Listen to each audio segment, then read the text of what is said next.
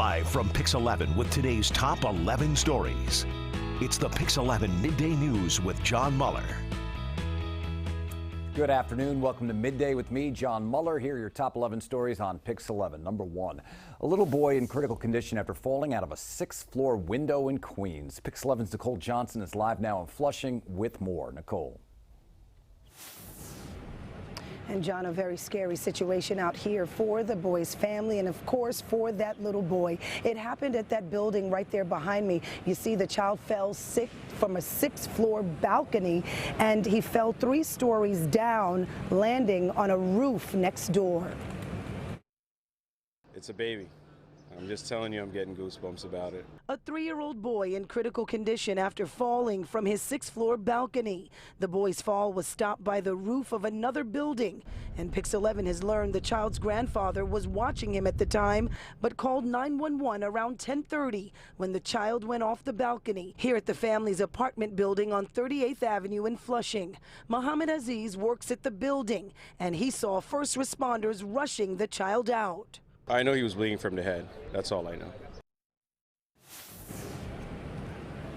And we checked on that child. When he left here, he was talking, he was alert, talking to medics, so that's the good news. But he is in critical condition. Of course, tonight on the Pix 11 News at 5, we'll have more on that child's condition, as well as exactly how he went over that balcony.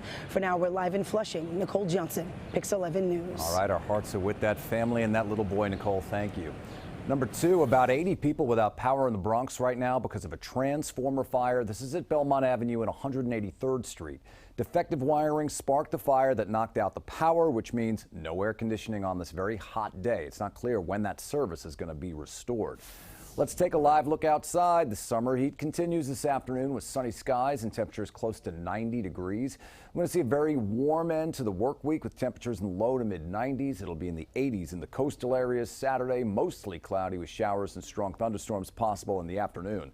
Sunday is the better day of the weekend. Well, the Supreme Court hands down 2 major rulings on their final day of the term. In a 5-4 vote, justices struck down the citizenship question on the 2020 census. It's seen as a major setback to the Trump administration, who wanted everyone to disclose their citizenship status on the 2020 census form. Now, the other major ruling in a 5-4 vote, justices ruled against challengers trying to end partisan gerrymandering. That's the practice that allows the party that controls state legislatures to redraw voting maps to help their own candidates. Gerrymandering will be allowed to continue. All right, number 5, 1 down, 1 to go. Tonight is the second Democratic presidential debate in Miami. Joe Biden, Kirsten Gillibrand, Bernie Sanders, they're going to join 7 other candidates. The first round last night included Mayor de Blasio and Cory Booker. Pix 11's Henry Rosoff with more from Miami. Good afternoon from Miami, and what I can tell you is, as we're still wrapping up night 1 and looking ahead to night 2, all the buzz is still about what Mayor Bill de Blasio was able to do on the stage last night. He had strong moments talking about healthcare, immigration, wasn't afraid to mix it up with other candidates, even talked about police-community relations in a way that worked for him, even as NYPD officers, both current and retired, were protesting outside the Performing Arts Center. Take a look at this moment when de Blasio challenged former Congressman Beto O'Rourke's basic understanding of the healthcare system. Insurance is not working for tens of millions of Americans. When you talk about the co-pays, the deductibles, the premiums, the out-of-pocket expenses, it's not working. That's right. So for those for whom it's not working. And of course, as we look more directly ahead to tonight, the big matchup is between front-running former Vice President Joe Biden and Democratic Socialist Senator Bernie Sanders. Of course, there will also be New York Senator Kirsten Gillibrand on the stage. She'll look to do exactly what Mayor de Blasio did in her own way, make a splash, make an impression, especially since Gillibrand is polling on the lower end of candidates, much like de Blasio. So what he did is a little bit of a blueprint for her if she can do it in her own way. In Miami, Henry Rosoff, Pix 11 News. So you reported 10 tonight, Henry. Thank you. Number 6, an Air India flight from Mumbai to Newark Airport had to be diverted to London after a security scare. Air India said on Twitter that there was a bomb threat. They later deleted the tweet. The plane was escorted by British Defense Ministry jets to the airport, and the airport's Twitter account says nothing suspicious was found on board, and the passengers are now being re-screened. Number 7, police on the hunt for a man who attacked 2 bodega workers with a hypodermic needle in Manhattan. This happened yesterday at Joe's GM Deli in Harlem. Police say the suspect tried to steal alcohol. 2 store employees tried to stop him. The suspect pulled out a needle and then stabbed them. They were both taken to the hospital with minor injuries. Number 8, former Trump campaign manager Paul Manafort set to be arraigned on mortgage fraud charges in Manhattan today. Manafort already serving time in federal prison for tax fraud charges and violating foreign lobbying policies. Manafort is accused of giving false and misleading information in applying for residential mortgage loans. Number 9, New York City pools officially open for business, but it's a summer bummer in Red Hook right now where families are getting turned away from the pool. Pix 11's James Ford is live in Red Hook with more on the story. James. Well, let's point this out, John, that the pools across the city, 53 pools, officially opened at 11 o'clock today. Well, here we are more than 2 hours later, and take a look back here.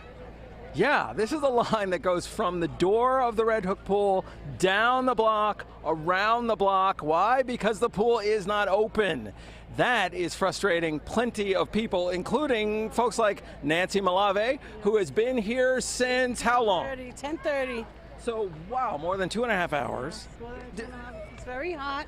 There's a lot of kids out here, a lot of pregnant women, you know, and they just changing, giving different stories. Lifeguard security is supply. What is it? Supplies? Yeah, a variety of things. So we should point out that the manager of this facility did say that they're waiting for some sort of part to safely operate the pool. If you could react to that and react to the fact that nobody in line seems to have been told this. No, they have different stories, and they don't even bother going around telling people anything. Or anytime anybody goes to them, they have different stories. How confident are you that you are going to end up in a nice, cool pool relatively soon? I don't think so. If you could tell the Parks Commissioner anything about what is happening here, what would you tell the Commissioner? Get organized before time. Have it ready a couple of days before, not on opening day.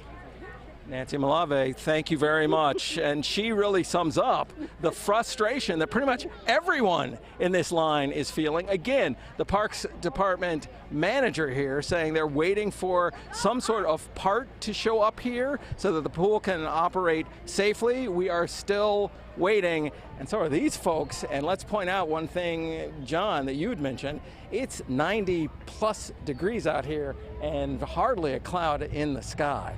Tough wait for these folks. We'll stay on this and we'll hold the Parks Department's feet to the fire. Reporting live from Red Hook, Brooklyn, I'm James Ford, Pix 11 News. Man, oh man, James, I feel their pain out there. That is just ridiculous that they have to wait on that line for some part to arrive.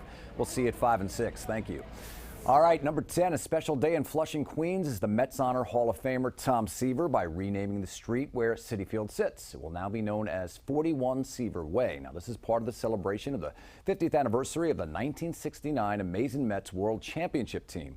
Members of that team were in attendance. Seaver could not be there earlier this year. His family announced that he's retiring from public life because he is suffering from dementia. In uniform, he was every bit an artist. And just as the works of a great artist are meant to endure forever, so now shall Tom Seaver's legacy, as the home of the Mets, sits at an address which will forever salute a man who made his team a champion and created a bond with the citizens of our town that will live in perpetuity. Well said, Howie Rose. Tom Terrific will also be honored with a statue at Citi Field at a later date. All right, for number 11, a special Pix 11 flashback with Tom Seaver. January 7th, 1992 was another amazing day for Tom. That's when he was inducted into the Baseball Hall of Fame. Here is Tom along with a cameo from the scooter. 11 alive.